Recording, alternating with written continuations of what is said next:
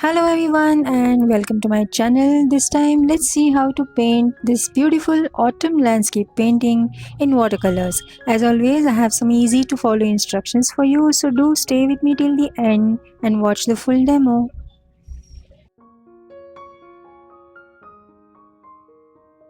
As always, I am beginning with the initial line work where I begin with marking out the end points of the horizon line on both sides of the paper, taking care that this horizon line is never to be in the center of the paper but always either above or below the center of the paper. Next, I mark out the span of the two barns that I want to draw as per the finished painting image that I have included here for you all to see beforehand itself. Then we work out the various elements of the barn like the roofs, the doors and the windows, etc. Always taking care of the perspective. This way we need to have a good composition of the overall painting with a good perspective at this drawing stage itself, as this is difficult to alter once we start painting. Remember, this will only be the basic outline and the details can be added along the way during the painting.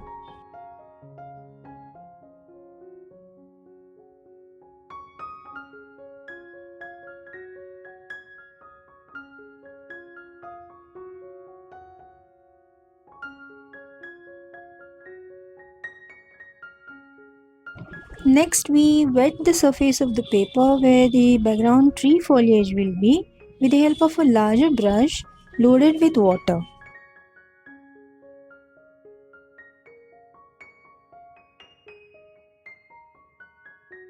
This time there's no sky visible, so we directly begin with the foliage, which will be in bright autumn shades of lemon yellow, gamboge hue, light green, sap green, orange and Prussian blue. And we will be merging these shades into each other while the paper is still wet. This is the wet in wet technique, very popular in watercolor paintings. There are various such techniques that can be used for watercolor paintings, and if you would like to know more about them, I have two videos on my channel dedicated to 16 such techniques which you may check out later. The link to these videos is mentioned in the description. Right now we are working on the initial layer where we simply lay down the relevant colors in the form of wet in wet washes, and the details will be worked out in the subsequent layers.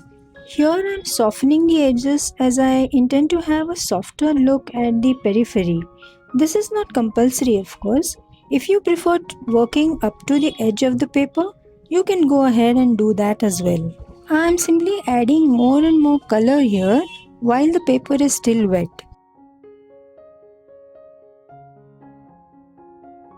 Now these are barns that we are painting, which are made of logs of wood.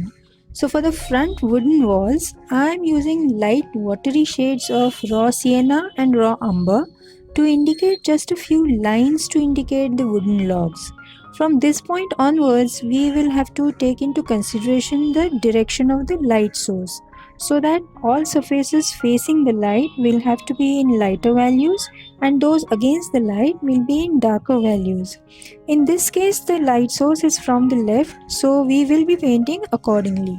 And so for the darker sides, I have used the darker values of raw umber and Prussian blue and also a bit of black.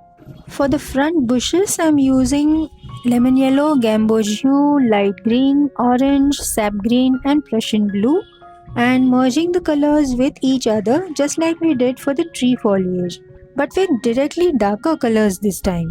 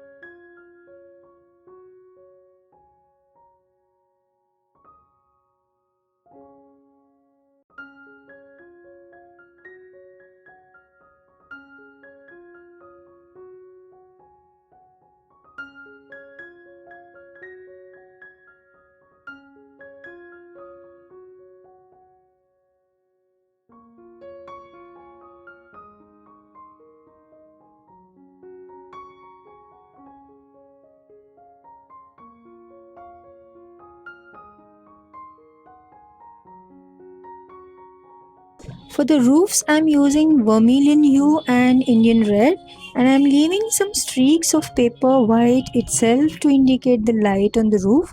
This way, we can avoid using any white pigment.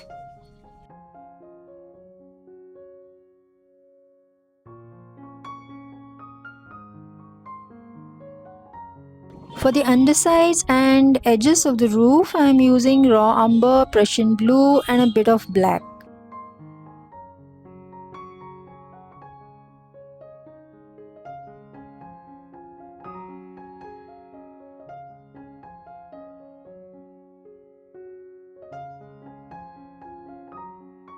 And so, in this manner, you can continue adding more and more details with darker values of the same colors that we used for the initial layer, but always, of course, keeping in mind the light direction and work in subsequent layers until we get the desired effect. Also, remember to place contrasting values side by side in the main focal areas. This makes the elements pop out, they look more prominent, and give a dramatic effect to the entire painting. The doors and windows are in raw umber, Prussian blue, and black, and these being the insides can also be the darkest of dark in the entire painting.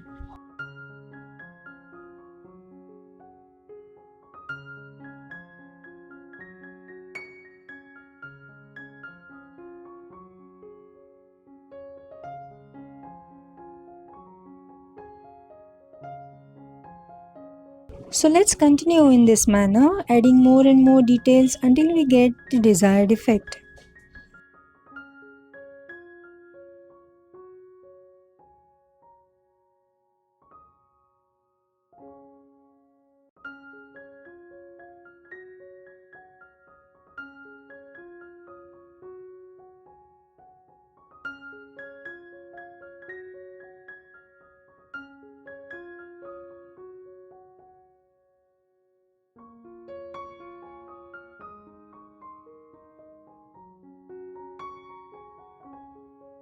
I'm adding shadows for the roofs here in raw umber, Prussian blue, and black, and I'm softening the edge with a damp brush to give it a more softer look.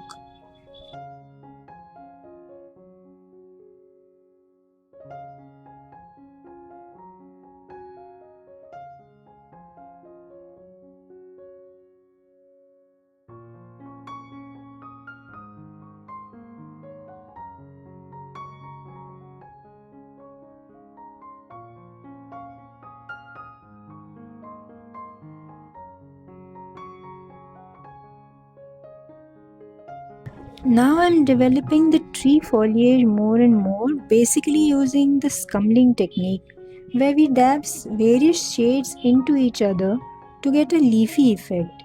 We need not paint each and every leaf as we don't intend to have a photorealistic effect here, but rather a more impressionistic one.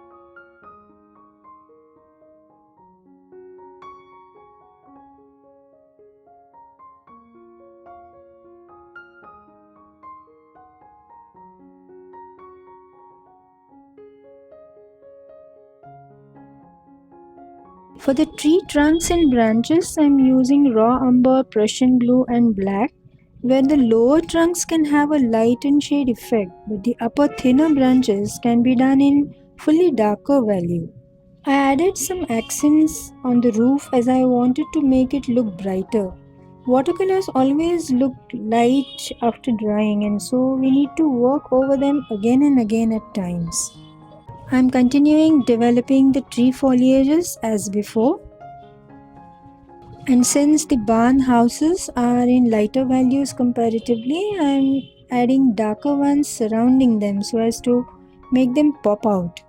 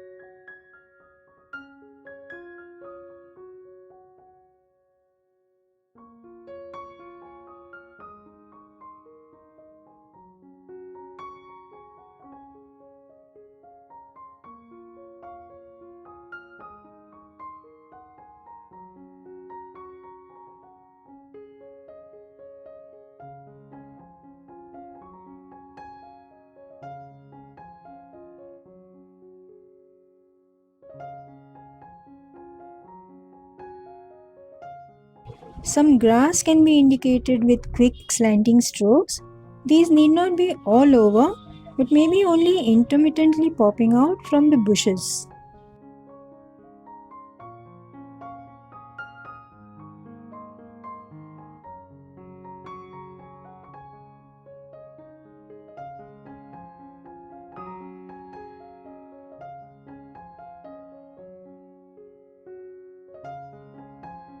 Here I'm splattering some paint by tapping one brush against another. This creates a nice rough texture and takes away the monotony and plain look of any painting by adding some texture to it. Now let's add some branches and some finishing touches here and there and complete our painting.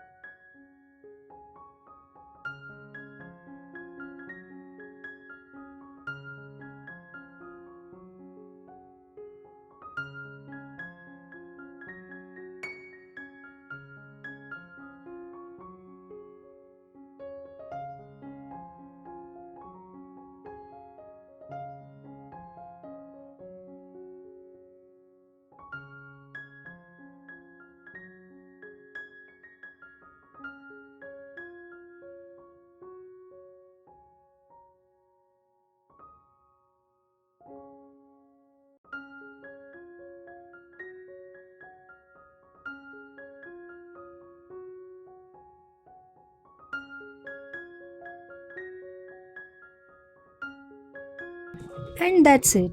Our painting is done. Hope you liked the video. If you did, please subscribe to the channel and don't forget to press the bell icon so you will be notified each time I post a new video. Also do like, comment and share it with your friends. You may also click on the end screens displayed to watch other similar videos on this channel. Thanks for watching and see you in the next video.